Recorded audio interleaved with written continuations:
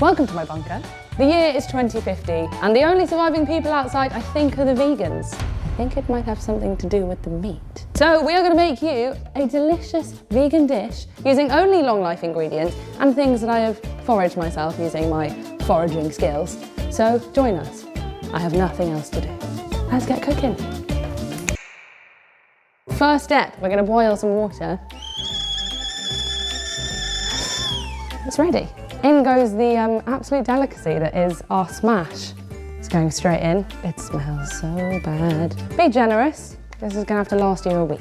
We're gonna pour in our boiling water and just you watch the magic happen. As you can see that when you add the water, the boiling water to smash, you are left with these rehydrated potato flakes that couldn't be more appetizing if they tried. We want to keep the potatoes light. We want to keep them airy from dust to mash. We are going to season the crap out of him because otherwise he's not going to taste very nice at all. We are going to add in some equally dry nutritional yeast. We have no cheese. This is the best that we're going to get at this point. The cows died long ago and we're vegan, so we're going to go in with plenty of salt. Finally, a little bit of mustard. Let's treat ourselves, shall we?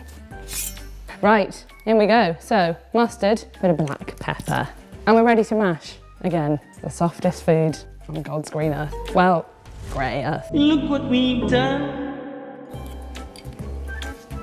To the fridge. Oh, we don't have a fridge. Now we need to chill this. And luckily it's a nuclear winter outside. So I'm just gonna pop out, put it out there, and hope I don't get caught by any zombies. Join me in my pantry. Somewhere here, I will have something that we can use as a meat alternative. We're going to be using a tin of the good old jackfruit to fill our delicious croquettes. Away we go. We're going to drain away the juices because we don't want those. Save you to make a little phone out of later. Now we've drained our jackfruit, we're going to pick out all the tiny little seeds. We don't want them in there. We want a smooth, almost like pulled pork consistency. See the seed? This is the stuff that's been keeping me alive. Full of nutrients, full of minerals, full of goodness. Oh no. Now our jackfruit is shredded. It's gonna go into a hot pan. We're gonna get some oil in. Jackfruit goes in, some smoked paprika, garlic, chili flakes, Italian seasoning, and finally, pinch of salt. Give that all a mix together. Now we're gonna be adding in some tomato paste, brand new. Stole it from someone down the road earlier. In it goes, we're going in with about a teaspoon. Gonna give that all a mix together. Splash of water, just to help loosen it up a little bit. Then we're gonna crumble in our secret ingredient, which is our vegan beef stock cube. It's gonna add a nice bit of colour, nice bit of flavour.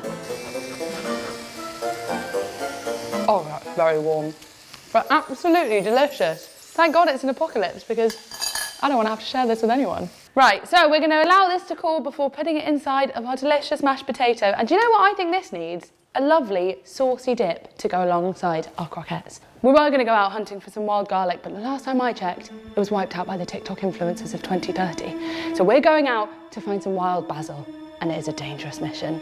Wish me luck.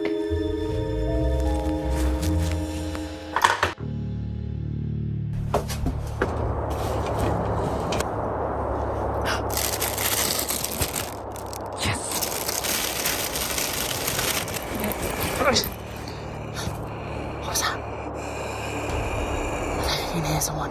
Let's go. Oh, God. Oh, the things I've seen.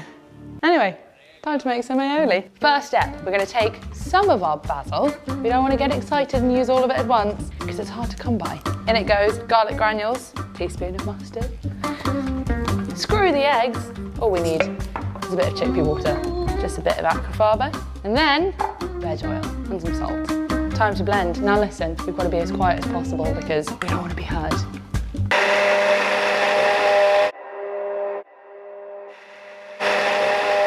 And now we are left with the thickest, glossiest aioli you have ever seen. Give it a little taste test. That's delicious. But it just needs one more thing. My trusty bottled lemon juice. We're gonna give it a little mixy poo. Get a load of that. Now that's done, we're gonna go ahead and assemble our croquettes and then fry it up and get everything together.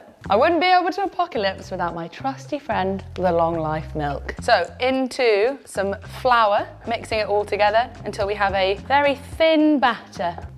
Lovely, and that's gonna help the lovely breadcrumbs stick to our croquettes. Pours into the water.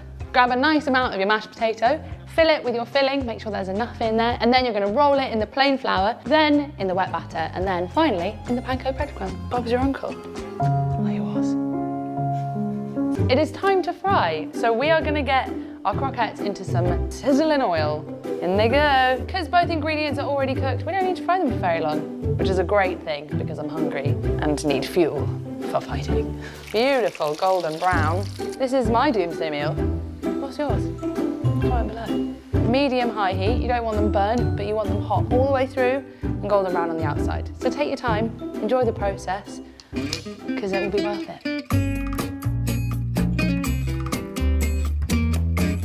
Here we have the most perfect apocalyptic snack of all time. These are my beautiful fried croquettes. We've got a crusty outside, we've got a mashed potato, smooth, silky middle, and then inside we've got the meatiest of meaty fillings without any meat whatsoever. We're gonna dive in. This is life's single and only joy right now. And do you know what? Cannot believe, but I can, that these are made with these here pantry staples. Who needs restaurants when you have a bunker? I'm happy as Larry. So if you're out there and you've made them, give me a bell on the old radio or just comment down below. But whatever you do, stay safe, stay vegan. And, oh God, it's happening! Make these before they get you! Ah!